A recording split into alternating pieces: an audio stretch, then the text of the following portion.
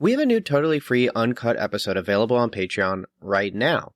Typically, our uncut episodes, which include an extra 20 to 40 minute conversation, are only available to paid subscribers of the Cinematic Doctrine Patreon. But I felt it'd be cool to give y'all another, let's say, free trial episode so everyone can see what it's all about. The new free uncut episode is a party pleaser summary of the film The Haunting Hour, Don't Think About It, a 2007 PG-rated direct-to-video horror movie about a goth girl, a scary monster, and a Halloween evening gone awry, featuring Emily Osment and Tobin Bell. Yes, the Jigsaw Killer himself. We have a lot of fun talking family-friendly horror in this episode, and it's freely available to everyone listening right now. All you have to do is go to the Cinematic Doctrine Patreon and then follow us. That's it.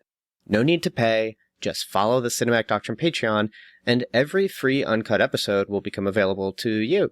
If you want to catch up on some other free uncut episodes, check out our episodes on Companion, Five Nights at Freddy's, A Silent Voice, and others. Otherwise, enjoy whichever episode you're listening to. Maybe give us a 5-star rating while you're at it. This is Q3 Catch-Up 2025, a co-production between Cinematic Doctrine and Movies Us.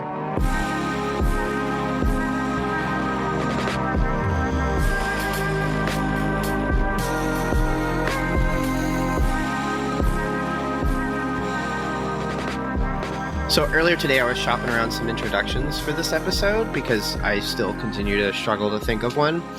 And it's not like, I mean, I am working with 2 other people, so it's like I don't have to necessarily work alone, but I don't know why I never reached out to say, like, what do you guys think? But I figured the intro already starts with, hey, this is a co-production between Cinematic Doctrine Movies and Us. But a good thing to follow up with that is, if you are listening on Cinematic Doctrine, for the love of all that's holy, go check out Movies and Us. And if you're listening on Movies and Us, hi, I'm Melvin from CinDoc. Yeah. Come listen to Cinematic Doctrine. So I don't know. Perfect. Well done. We'll develop from there. Yeah, you nailed it. Again, you always nail these. That was excellent. I'm so glad. No notes. I never know what it's going to be, but it's always great. It's like a thrill for me, a surprise every quarter.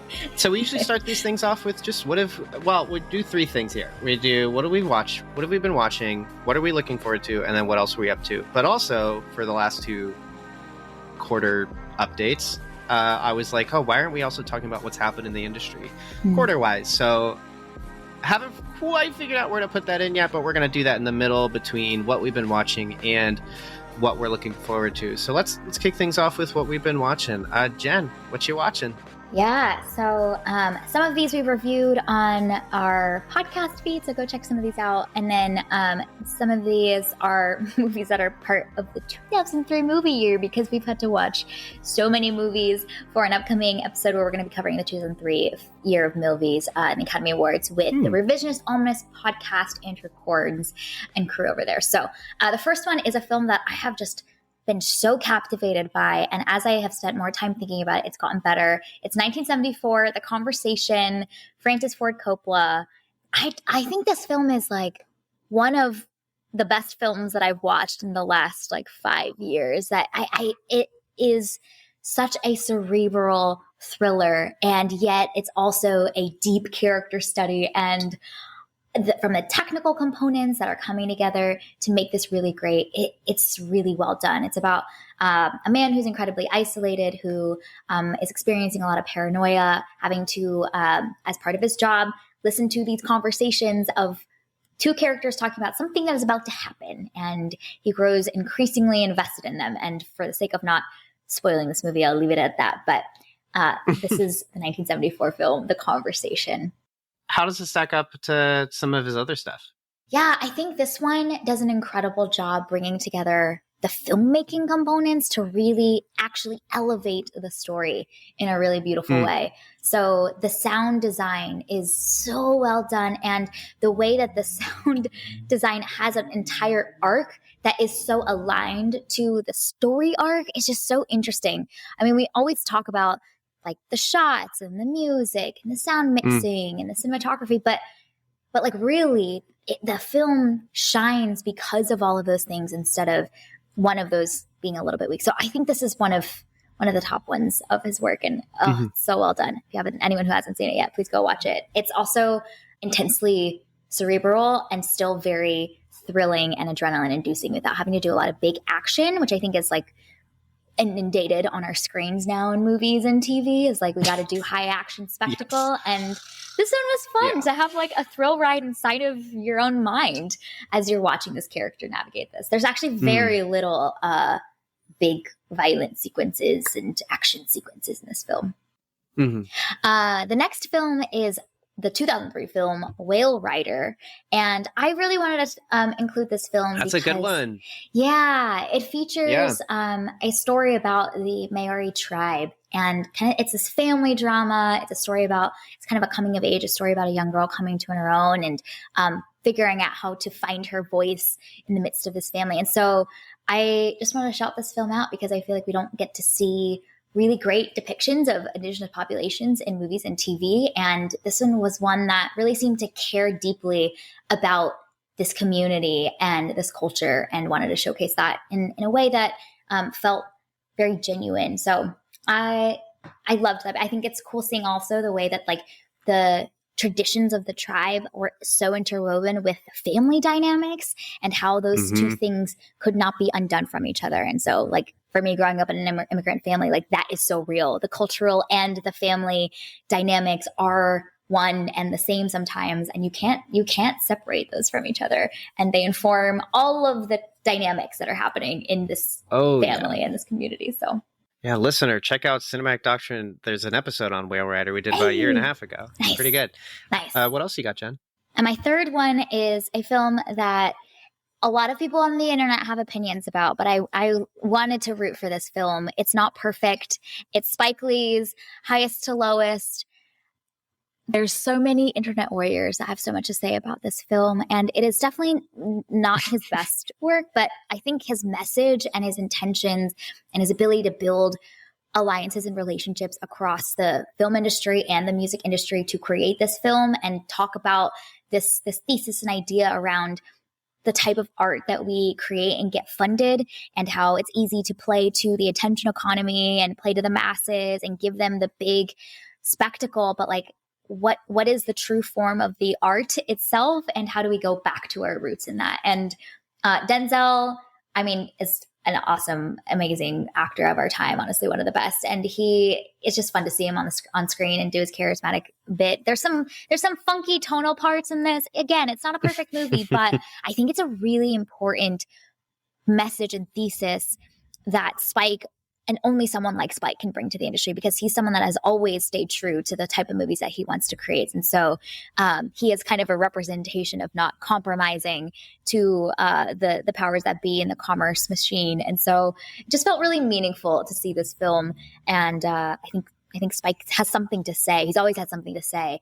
And whether it's perfectly executed or not kind of doesn't matter to me. I just want to hear what he has to say. So Highest to Lowest is my third pick that I wanted to like add to the landscape for people that have negative opinions about this movie, to just say, hey, there's some good stuff in here. Let's just listen to what he has to say instead of just the execution of it. So Sarah, you've been laughing this whole time. What are you thinking? What's that brain thinking? I wondered if you were going to bring that movie to this little collection of movies. So I am personally tickled because you did it. And I love it when you take a bold stance. This is not a perfect movie. It's one that, on the one hand, I just love how Spike Lee makes movies. So like that part is fun. But I think my experience of Highest to Lowest was dampened some because of one of my movies that I am bringing to the table, which is the original Akira Kurosawa film High and Low, which I watched before watching Highest to Lowest because I wanted to do my homework. And they're very different movies, even though they're both based on the same book. And I think for me, High and Low, it's so fascinating because it's like a movie split in two. And like the first half is focused on this businessman, this executive, this ransom. The second half, you don't really see him anymore. And it's all the police investigation and what they're doing. And I love the way that that's structured. I love the way that that structure is set up. There's so much with the blocking and the framing in this movie that is absolutely beautiful. So just from top to bottom, I think High and Low is such an excellent movie, and it hits so many of the marks. Like it just knocked it out of the park for me. So then going from High and Low and then watching Highest to Lowest, I was disappointed, and I kept trying to like remind myself like, hey, stop comparing these two movies. They're very different from each other. But I couldn't stop my brain from doing that. So anyway, that's my segue into one of my movies. Highest to Lowest obviously is evoking high and low. Are they like similar? Was that intentional? Was Spike Lee trying to... Yeah, it's unfortunate. I think that like the marketing of this film and the intention from Spike was to like take that concept from High and Low, but he's always said like, this is not, I was never looking to make a remake, and I plan to have my own creative flair while like kind of building on the like structure, the format, the premise, but I was going to do my own spin on it. And I think that like from a marketing perspective, it really hurt his film because those comparisons are constantly being made. Yeah, it's kind of unfortunate that he never intended it to be a true remake, but kind of inspired by. But it's really that the narrative is Spike Lee's latest remake to the like incredible classic film High and Low, and then people are going to be disappointed. Yeah, and they're both based on the same book. Kind of, but it's the premise. Like it's the general like gist of the plot points of the movie, but with a lot of creative differences between the two. They're very, very different films. They just kind of share loosely some plot points. Oh man. So then Sarah, what else have you been watching? Yeah, so actually all of my picks are like throwbacks. So this is really fun. So High and Low is my first one, and that was my first time watching it. Cool. My second one that I want to bring to the table is another one, old movie, came out in 1957, and it's my first time watching it, and it is 12 Angry Men. I knew it. And yes, I have been gushing, raving about this movie so much. Jen is probably sick of me talking about it because I won't shut up about it. But like, if you were to cook up a movie in a lab that is like perfectly designed for me, honestly, 12 Angry Men is pretty close to what you'd get, because it's a lawyer kind of drama. It's not even lawyer, but it's like criminal drama, and it's jurors just talking with one another over the course of a movie. They're trapped in a room. Like there's so many elements to this that is just right up my alley. And so I loved every bit of it. And I'm always impressed by movies that can create such tension and drama with just their words. And that is exactly what happens in 12 Angry Men. So I loved this movie. Highly recommend. If you have not seen it, go watch 12 Angry Men. It is an absolutely riveting watch. What else do you got? Okay, and then my third entry is a rewatch for me. I've watched this movie quite a number of times, but man, every time it just slaps. And this is also in preparation for our 2003 collab with Revisionist Almanac, and that is Lord of the Rings, Return of the King. Yes! I'm so glad this is on your list. It's so good. Every time I watch it, it just somehow gets better. This time I was really just impressed by everything, but the story and the pacing of it all, because I did not do my homework and watch the other two right before this. I had watched the other two like a year ago.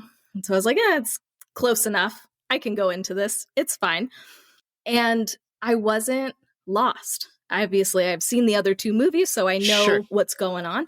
But the fact that everything is paced so well, you don't have to like have the knowledge of the books. You just, the movie gives you enough information to meet you where you're at, to get you through that scene and to the next scene.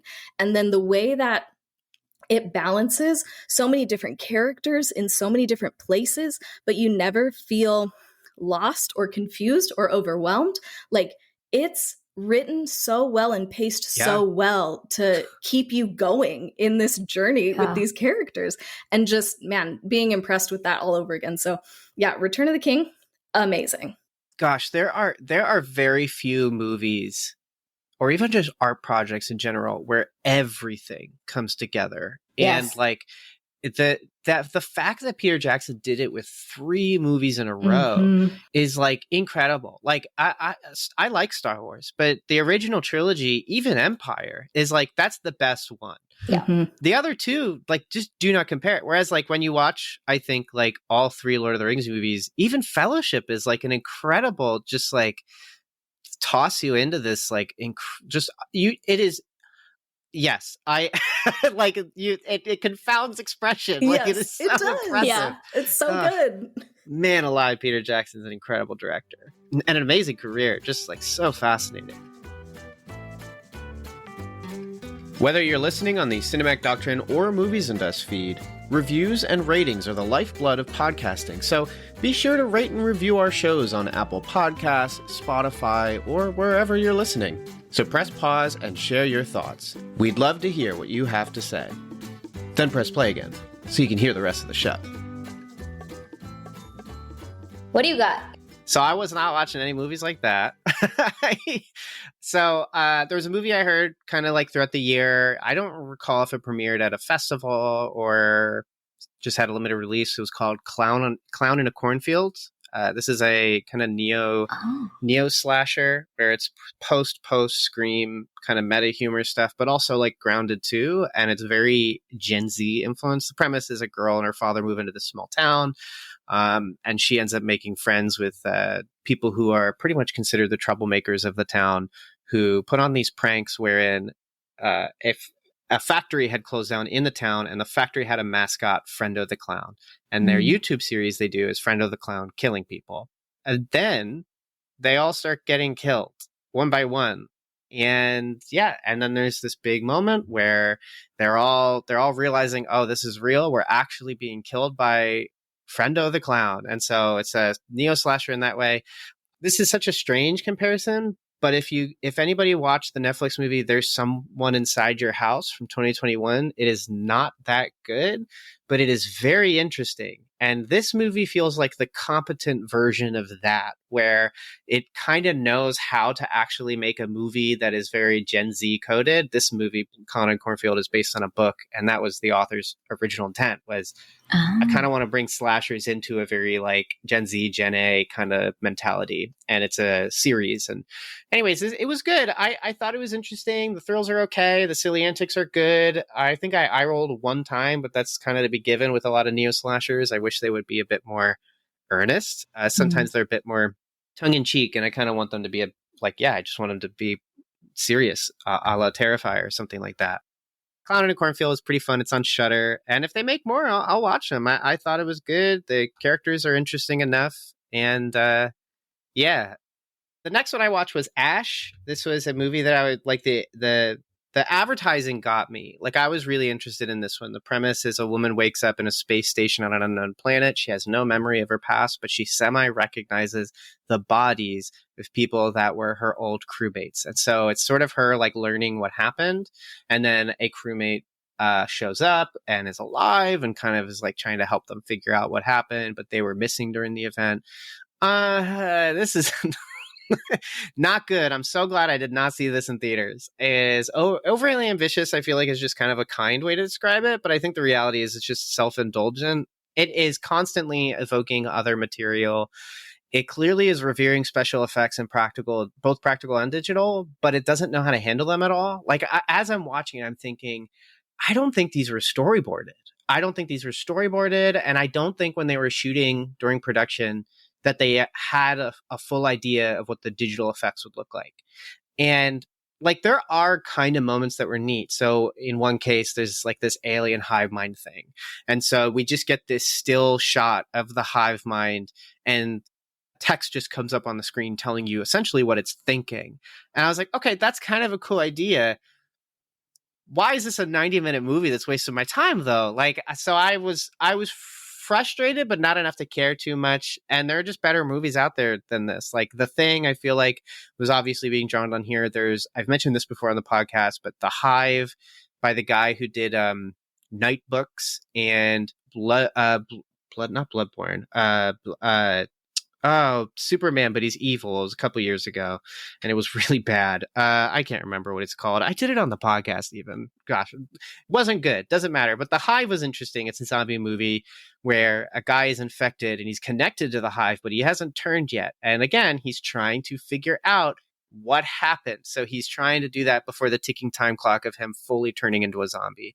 Very interesting. Shot like a music video. Very frustrating to watch, but if you can put up with that, it's okay. And that Dead Space Downfall, an animated movie. All three of those infinitely better choices to watch. Ash was not good. Don't watch this one. Was this on your radar, guys? I mean, again, it's another horror movie, so I presume not. But like sci-fi, weird kind of movies like this.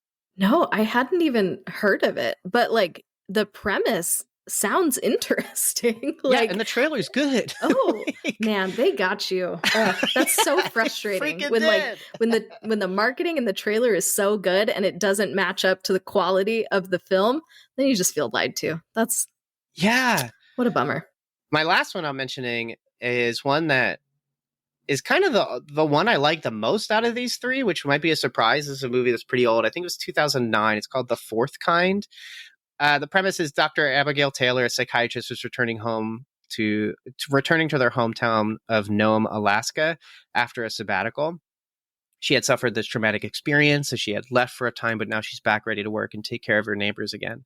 But something's kind of weird going on, and that's that all of her psychiatric patients are coming in with the same experience. They're having lapses in memory loss, suffering outbursts, and they all talk about night terrors where a mysterious owl is staring into their room. And on some nights, the owl comes into the room. And then what's disturbing her is there are similarities between their cases and her traumatic experience before she left. It has mixed reviews. And I think that's fair because it's got fundamental problems. It is a mockumentary, it's omniscient, but it's also omniscient camera. So what do I mean by that? It is saying it's based on true events and there's found footage bits, but then they do these dramatizations of the found footage bits, and then they like Ang Lee Hulk side screen them.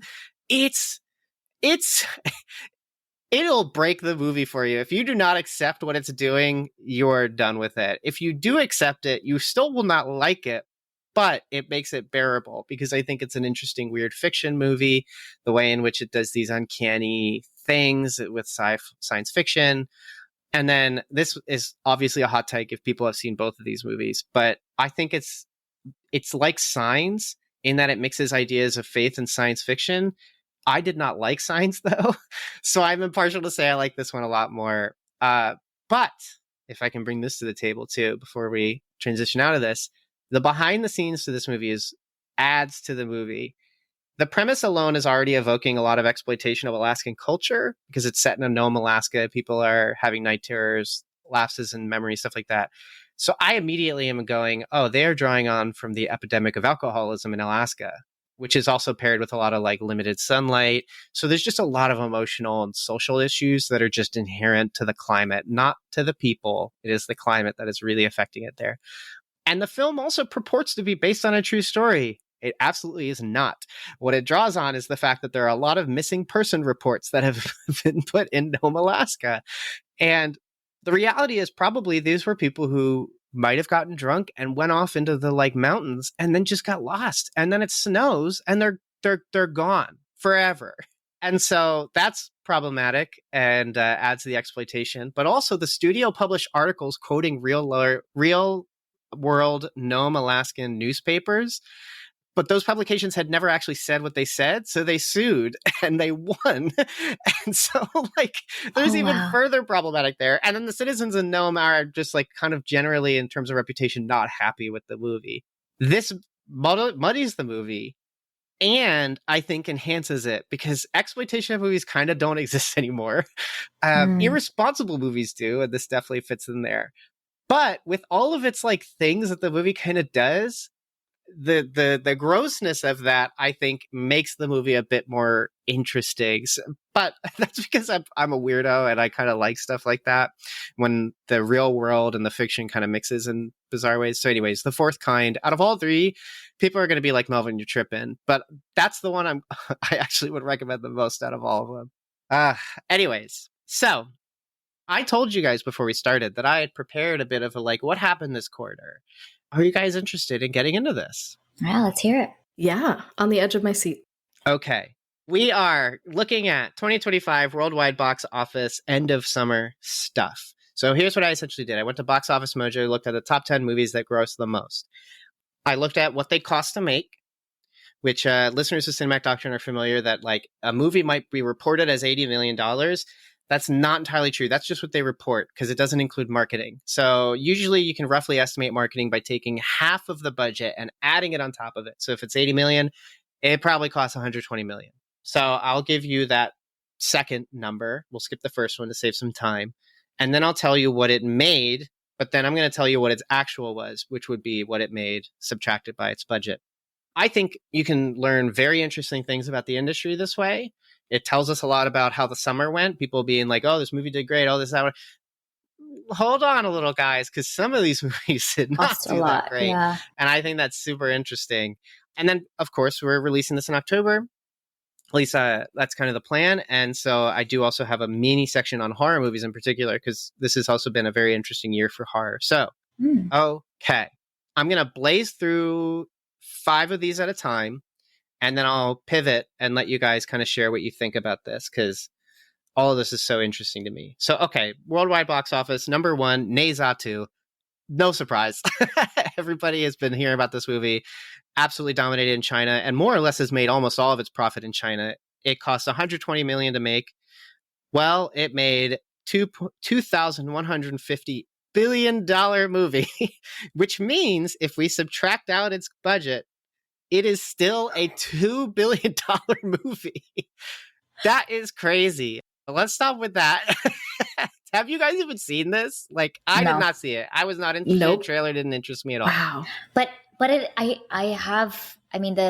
market in China is so real for the entertainment industry. And it's fascinating to see, especially there was kind of like a shift that was happening a couple of years ago where like the movie industry, because so much of the funding comes from very wealthy Chinese billionaires, that so much of the like Western Hollywood industry does bend to kind of the themes and kind of censorship of what's palatable to a Chinese audience. So I think that's been a fascinating turn of like creatively it's in the West, but financially a lot of that does get funded from a lot of those really wealthy. So I think that's a fascinating way for like how art gets made.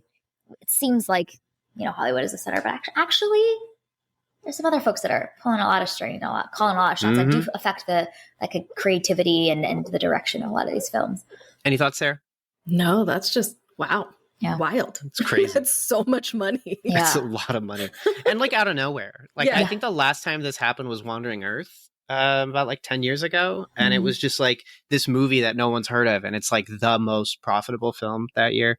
And that was another Chinese film. Number 2, Lilo and Stitch. We are at 150 million is what it costs. And it made $1 billion, just over, which means its actual is about 887 million.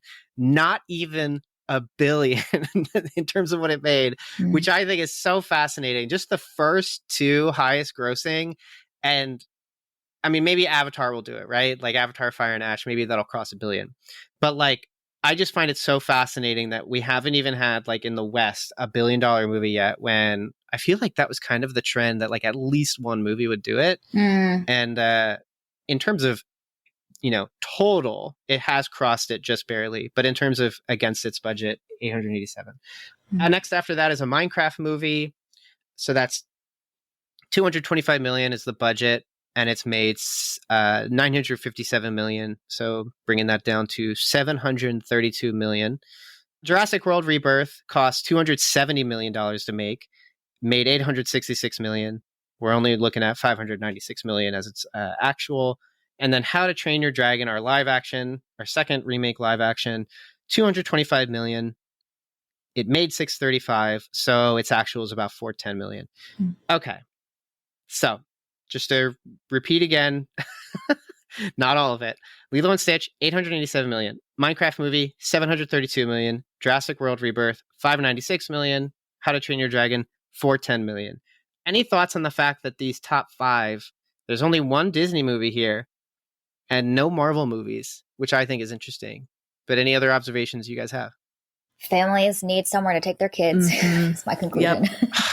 I didn't even think of that. Yeah. These are all kids movies. Yeah. Sans like Jurassic World, Except but it's for Jurassic dinosaurs. World. Yeah. So like, Yeah. That's what I'm gathering is like, you know, summer camp's expensive. kids are at home, they're restless, and let's go take them to see a fun movie. And it doesn't, it like doesn't matter what it is really, you know, like like Lilo and Stitch live action, cool, sounds great, like it feels familiar enough. The parents probably like grew up watching some of it, and then you know, there's a nostalgia for the parent. There's like Stitch running around, which is cool. So yeah, it's fascinating because like these are not movies that are I'm sure any of our radars, and yet that is the thing that is helping keep the industry funded and alive, is this family affair to take the kids out to something. Oh, Jen, you sweet summer child, do I have thoughts about what you just said? I will save them for the end. Okay. This is keeping the industry alive thing, but I'll we'll get there. So the sixth one is F1 the movie. Oh yeah, $300 million. It only made $624 million in total, which really means its actual is $324 million, which is not good. Yeah. Next up is Superman. $337.5 million is what it probably cost. It made $615 million. It's actually coming out to $277.5 million. This is the first one to not make enough to make itself, if that makes any sense. Yeah. Obviously, it made over 100%. Fair. Okay, we recoup our costs. Now we're actually making money, right? Still not enough to make its own self. I always find that really interesting when a movie gets to that category. In my opinion, I think that means maybe not worth it. But next up, we have Mission Impossible Final Reckoning. Guys, this is crazy. I'm going to give more numbers here. So its actual reported budget, I guffawed. $400 million. So marketing is half of that added on. We're looking at $600 million to make this movie. Oh my gosh. It made $598 million. That means it is under by $2 million. That's crazy. Wild. Yeah. 600 million. Like, still, that's crazy. And then we have, out of nowhere, this caught everyone off guard, Demon Slayer Infinity Castle. I am not reading the full title here. $30 million. It has made so far, and I think this is only 3 weeks, $556 million, which means it has grossed, in addition, on top of that, $526 million out of its budget, which is insane. And then number 10, we finally get a Marvel in here. Fantastic Four First Steps, $300 million was the budget. It made $520 million, which really means we only got $220 million out of it. Yeah. Again, did not make itself enough money to make itself. Let me make this a lot easier to interpret, though. I've now put them in terms of ranking by their actuals. So we actually know, like, what are the actual, like, numbers here? Actual. Do not take a shot every time I say actual. You will die before I'm done this list. Nezatu, $2 billion. Lilo and Stitch, $887 million. A Minecraft movie, $732 million. Jurassic World Rebirth, $596 million. Demon Slayer, $526 million. How to Train Your Dragon, $410 million. F1 the movie, $324 million. Superman, $277. Fantastic Four First Steps, $220. Mission Impossible, -$2 million. I'm realizing this is foresight for the future. If I ever do this again, I'll put it in an Excel sheet and I will send it to you guys and we can read over it together. Sarah, thank you for nodding and confirming that is absolutely what I'll do.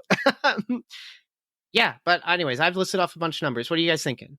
I think it's fascinating. No, I appreciate this because so much of our conversation on our podcasts, all of our podcasts, are about the artistry and the creativity and, the acting and the performances and the cinematography. And the reality is, like, these are, like, it comes up often in our conversations, but, like, the commerce side of what actually makes money for these businesses to continue to create more is so real. And it's important. It's important, sobering reality for, like, anyone that's in this industry. I mean, even so many of the people that, like, work in creative industries, that like sobering reality of, like, I love this. It is my passion, but I need to figure out how to make money.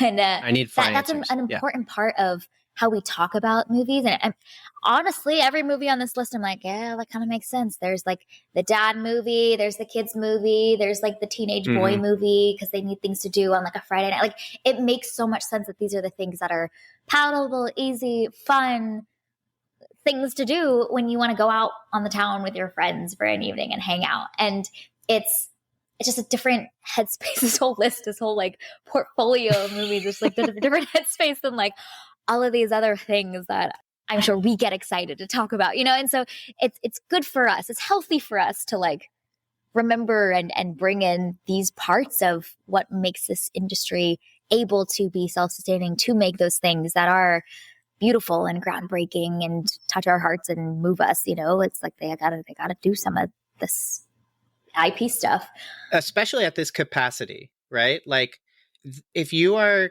gonna make movies at this caliber and quality, you need to make money. Yeah. If you just want to make movies, Tubi exists. Go make a movie and put it on Tubi. And like, I like Tubi, so it's not even derogatory. So it's just like, if we want to talk about a movie like, man, like a Superman, like you just can't, like, right? Like, not to that degree. It just requires so much money. Enjoying this episode? Grab that share link and tell your friends. Word of mouth is the most effective way for a podcast to reach new listeners, so don't be shy. Share the episode wherever you can. I then also ranked it by percentage accumulation. So I'm going to read that real quick, and then Sarah, I want to hear your thoughts since Jen responded to the actuals. But by rank percentage, so what do I mean by that? What I'm trying to figure out then is on how much it made, how much percentage did it make over its budget? I don't know if that makes any sense, but I wanted to know essentially how many of itself can fit into its revenue. So Ne Zha 2, you can make 18 Ne Zha 2s with how much money it made. That is crazy. 1,791%. Demon Slayer came in at second place, which I think is super fascinating because in terms of comparative budget or comparative revenue, it's at number 9 out of 10. But here, in terms of like just how successful it was, it's just under the $2 billion movie. Cost $30 million to make. It has made 1,753% of its own budget. 17 Demon Slayer movies, go for it. Lilo and Stitch is the next one, and it's another case of not even close. It made 591% its budget, which is insane, but not even close. Minecraft movie, 325%. Jurassic World Rebirth, 220%. How to Train Your Dragons in the same place as it was with actual, 182%. But notice that means it made enough to pay itself off, but it did not make enough to make itself. F1 the movie, 108%. Getting worse. Superman, a superhero movie, only 82% of it did it make itself back. And then Fantastic Four First Step, 73%. Mission Impossible, obviously, is 0%. So yeah, Sarah, what do the numbers mean? Tell me what the numbers mean. I don't know what the numbers mean. I am not qualified to tell you what the numbers mean. But what's the vibe? What I'm taking away from this, though, is probably a weird takeaway.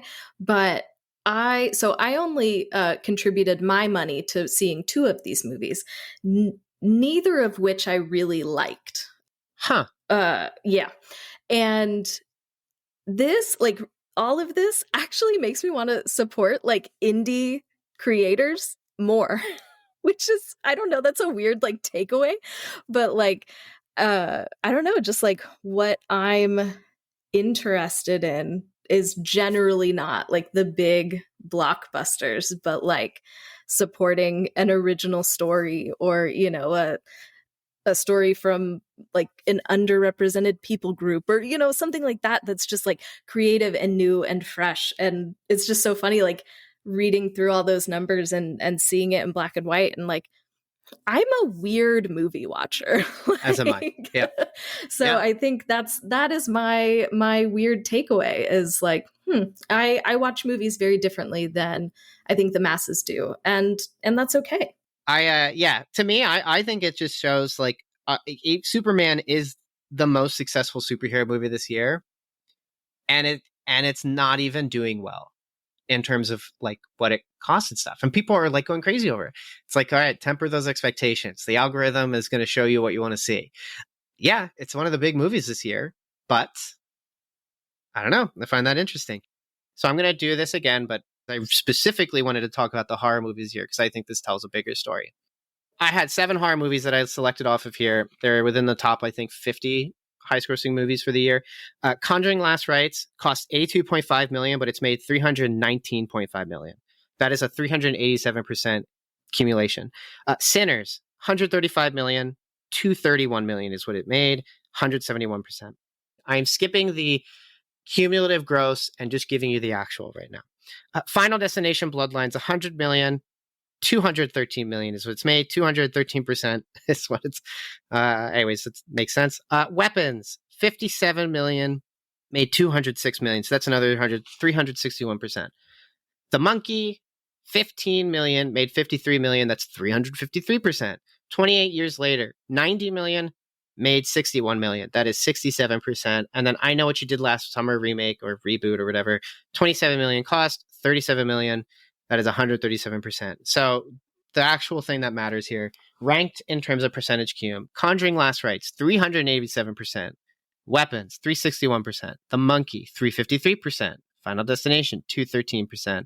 Sinners, 171%. I Know What You Did Last Summer, 137%. And then 28 years later, a film people have been clamoring for forever, only 67%. I'm going to tell you what I did, though, and then I'll pass it to you guys. I took the average of all the budgets of the top 10 movies and then the average of what they accumulated, and I got the percentage of what that would be. And then I did the same thing with the horror movies.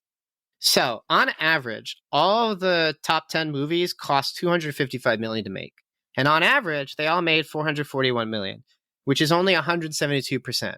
So, as I was bringing up the negatives, it made enough to pay. They all made, on average, the industry made enough to pay itself back, but it did not make enough to make more of itself. Horror movies, however, on average, 72 million. And the actual average is 160 million, which is 222%, which means it has enough to make itself and then make itself again and then make more of it. And so I found that very interesting that movies that cost cheaper ended up making a bit more, especially in a case of being a niche, whereas the top 10 are hitting everything at once. This is editing Melvin, cutting in real quick. I forgot to mention something when recording this episode, so I just wanted to mention it here. So when I did that final tally, the percentage, the averages of the budget, and averages of the accumulated gross, I did not include Ne Zha 2 in this factor. I felt Ne Zha 2 wasn't representative of the industry like at large, and I also found that the data to me was more representative of an outlier. What do I mean by this? So typically outliers are not applied to statistics because of their extravagant difference to the average. Ne Zha 2 is also a Chinese produced film through and through and is not necessarily representative of how Hollywood goes about producing films. Ne Zha 2 has also made virtually all of its money internationally, specifically in China, so while it's a chart-topping success, it's debatable whether to call Ne Zha 2 a worldwide success, let alone a success representative of anything outside of, like, the locality of China. Ne Zha 2 is also not representative of the kinds of movies the West has been producing as of late. I mean, even Demon Slayer is closer in style, as it's a known IP whose distribution was licensed to screen in the US. Netflix is not traditional Hollywood, but it is traditional Western media, and Netflix does this all the time. And Demon Slayer's success is similar to how Netflix will purchase the rights to foreign films and shows and then screen them in the States.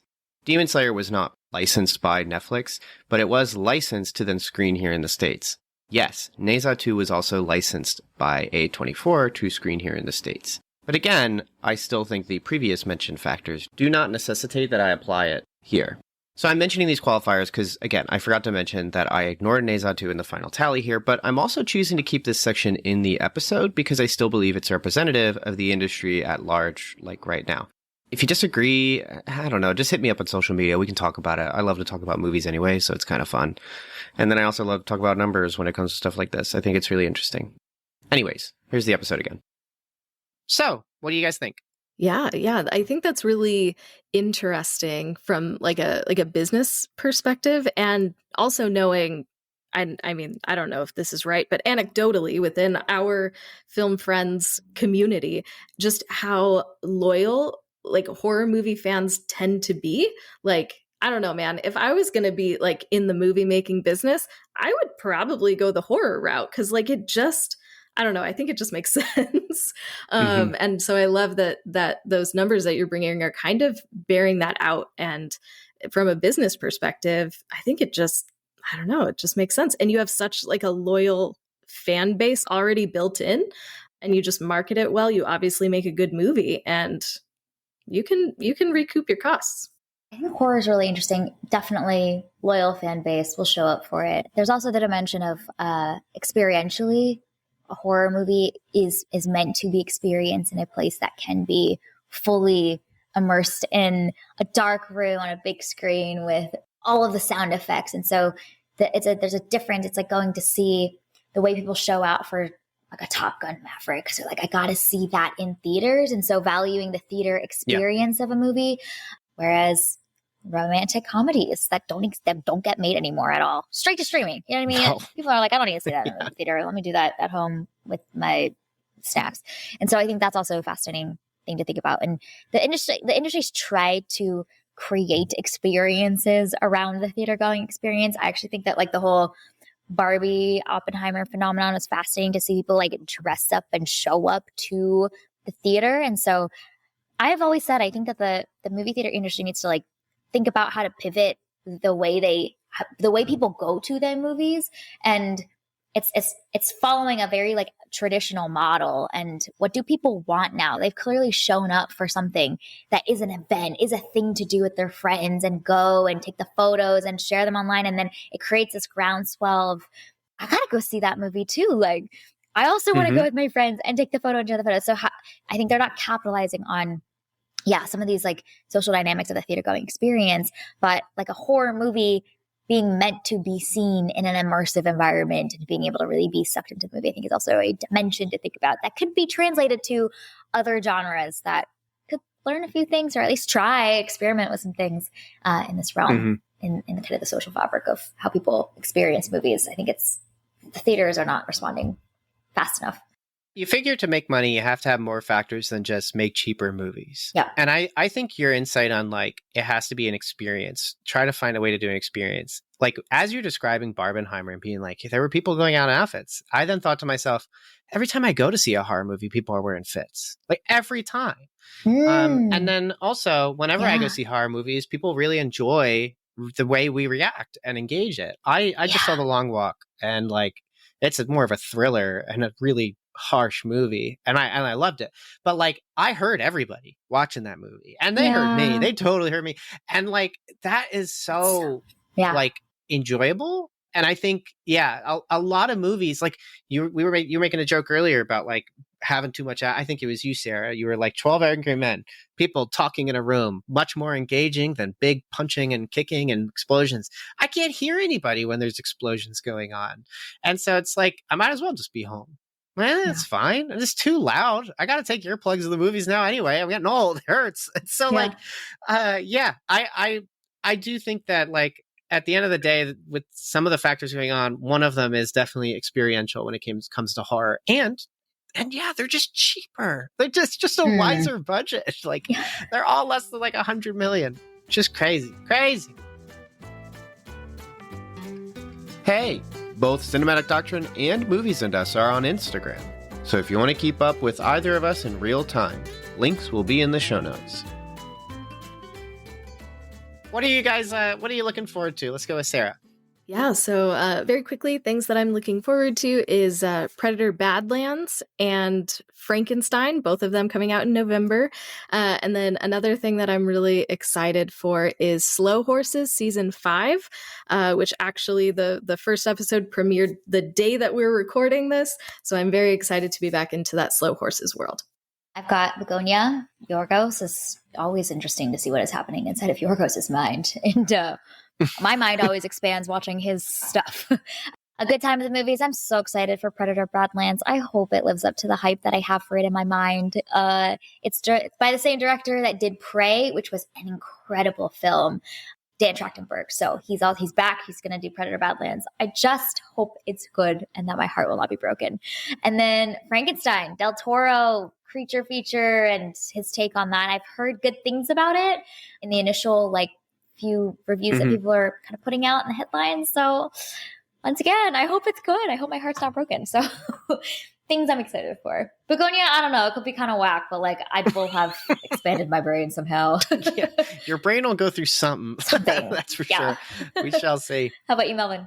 So Good Boy, I've been hearing about for a while, and it got some pretty good like trending press online, and that ended up earning it a wide release. So Good Boy is a horror movie about a ghost haunting a family, except the prose is exclusively from the dog's perspective, from the family dog's perspective. It's a high concept idea that I kind of wish Hollywood would do more often, like where they just sort of like what I just said, right? Like just real quick, boom. Okay, that's it. Like I can see the movie. I want to see that. And so that to me is engaging. Black Phone 2, I kind of want to see that one. I like the first one. I don't think it's great, but I think Scott Derrickson is at least an engaging, satisfying director in what he makes. I mean, Black Phone was really just him doing Sinister again, and I like Sinister, so that was fine. And then I think Derrickson's just good at like being comfortable showing nastiness and like just being uncouth with his stuff. And Black Phone definitely had that. It has one of the best prayers that a movie's ever had, where a character goes, "Jesus, what the F?" and just says it flat out. I cackled in the theater because I'm like, yes, I've felt that. I've prayed that. I've been like, what the F is going on? And I just, so good. And if anyone didn't know, Scott Derrickson's Christian too. So I'm not particularly sure what denomination, but he has faith sometimes implemented in his film. So I like that. And then Avatar Fire and Ash, I was kind of like, whatever, Avatar. And then the trailer came on. And I was like, oh, yeah. I remember watching those movies in theaters and I loved them. And so, yeah, I'm looking forward to it. They're all movies that I wish were shorter, but I also would not have minded an extra hour to just see what was going on. So they will always be movies that are kind of the lowest tier of my interest. And yet I will still go see them because like, they're just good. And then what else are y'all up to? What's up? Well, so collectively for Jen and I, in Q3 for our podcast, we also had a couple of milestones. And one of them is we had our Movies and Us 7th birthday, which is insane that we've been podcasting for 7 years. And then we also started the And Us Living Room, which is our like premium subscription offering. So people can get like bonus content, early access to our episodes, ad-free episodes. So both of those things happened in this quarter, which were both very exciting and felt like big steps in our podcast journey. So those were fun. Yeah. And then just like for personal stuff, I visited Chicago for the first time, which was really fun. I just went because I wanted to. And good for so you. It was just cool to like spend time in a new city for a little while.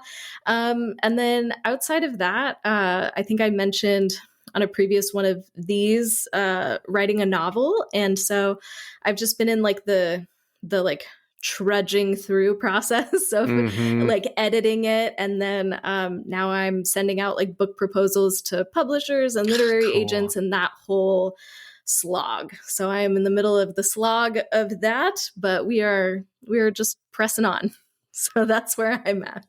That is so cool. Yes. That's awesome. I love, Sarah, that you bring our list of things that we've done because I'm just like, oh yeah, we did that. That was just this quarter. Oh my gosh. So I appreciate that.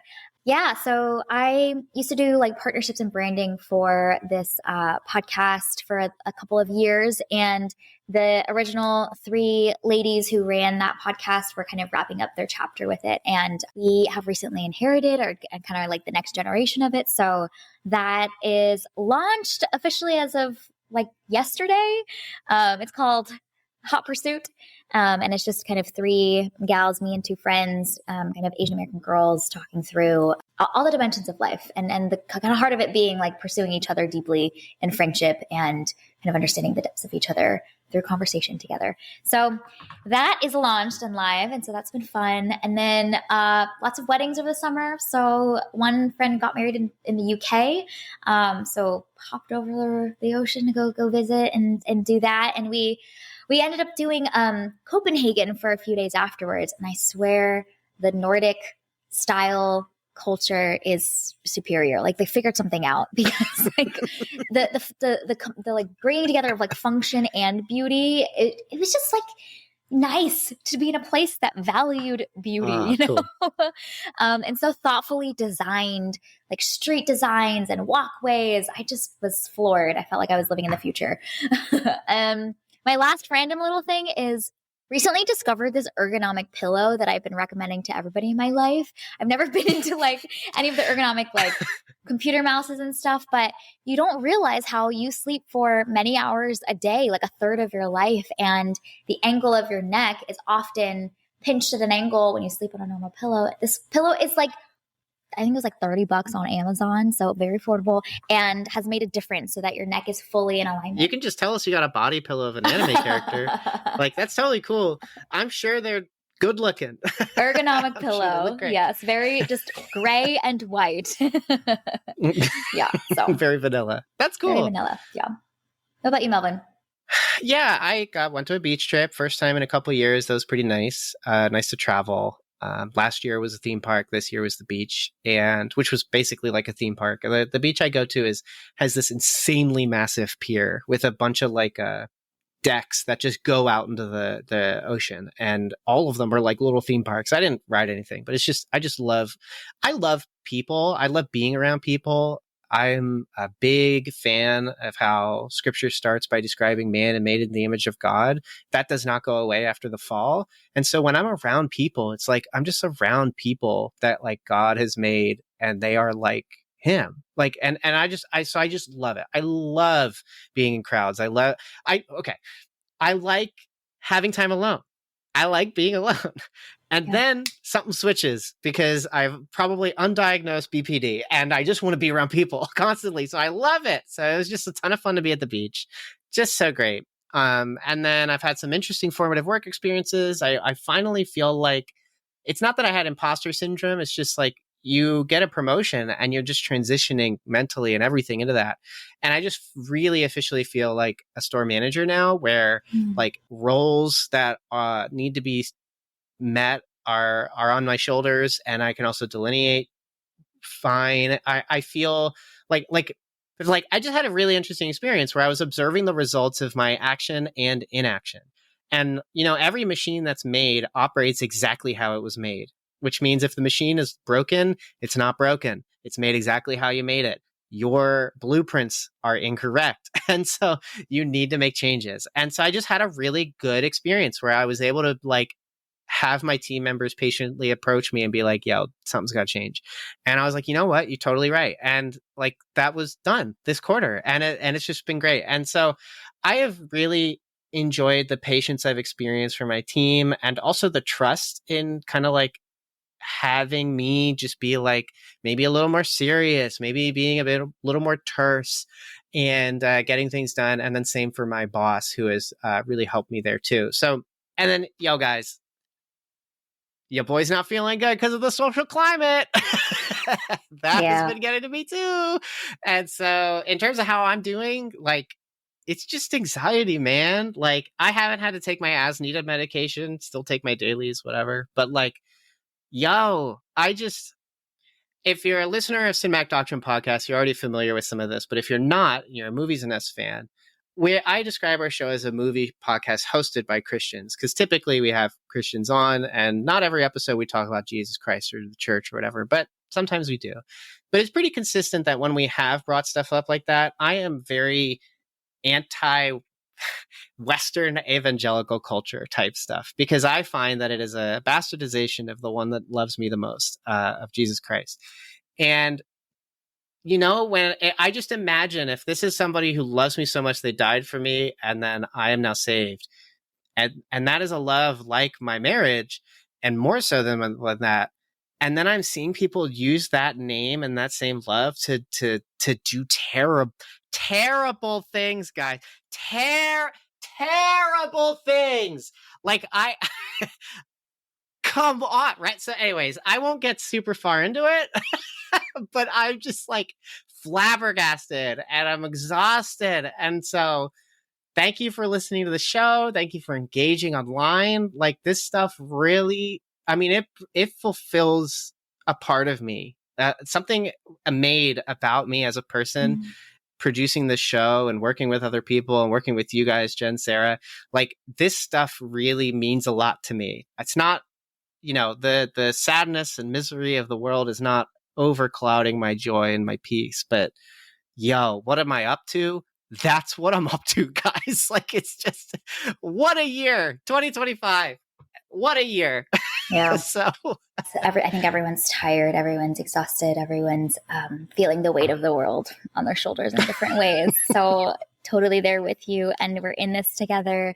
And we just need to all be like Merry and Pippin and Frodo and Sam and the whole gang and just do it together. You know what I mean? Like this persevere. Podcasting, getting to connect with people, like that is capturing that feeling of connection and community that is the most important thing. So I love that this fills your cup so much, Melvin. It definitely fills our cup so much as well, just to like find like-minded people that love things that you love. They get to like yap about it together and gush about things you love and hate on things you hate and roast them a little bit in a fun way.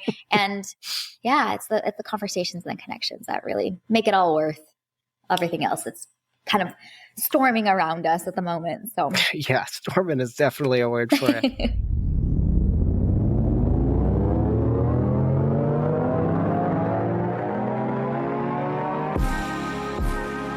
I think, for me in this, the storming environment is, looking at what I have and what people in my community need and seeing how I can help. And that, for me, helps with the hopelessness and the anxiety. I can't fix everything. I can't solve everything. I'm just one person, but I can do something to help my neighbor, or I can do something to help, people down the street who are having a hard time or something. And so just trying to be more present in my community and present with people, and then working together with the people that I'm in community with to serve, the various places that we live, I think definitely like brings hope in a really difficult time. So yeah, but with you, Melvin, feeling it too, and just glad that we can do these things together and bring a little joy and a little levity, because those are important and we need to create space for those things. They're not frivolous, they're not pointless, but joy is essential. So good. So I can't remember if I pre-scripted an ending that I just plug into the end of the episode. So in case I did not, hey, if you're listening to this episode and you're a Cindoc fan, you got to check out Movies Us.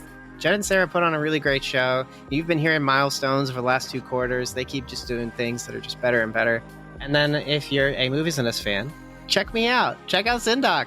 I have some pretty fun guests that come on. We talk about some really cool movies, do some oldies, do some newbies. Who knows? It's a mix of whatever. Check it out. Scroll that feed. And I guess we'll see you next quarter.